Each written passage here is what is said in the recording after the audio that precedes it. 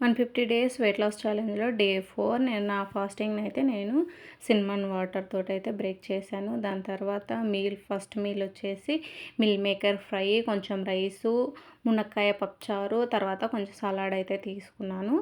అలాగే కాసేపు అయిన తర్వాత డ్రై ఫ్రూట్ పౌడర్ అయితే తీసుకున్నాను. దీని తర్వాత ఒక 1 అవర్ అలా అయిన తర్వాత నేను ఒక కప్పు గ్రీన్ టీ అయితే తాగాను. గ్రీన్ టీలో లెమన్ స్క్వీజ్ చేసుకొని తాగితే గ్రీన్ టీ చాలా టేస్టీగా ఉంటుంది.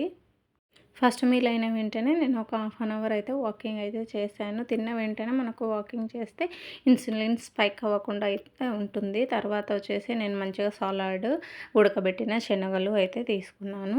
ఈవినింగ్ వచ్చేసి డంబుల్స్ వర్కౌట్ అయితే చేశాను. గంట పైనే ఎక్సర్సైజ్ చేశాను.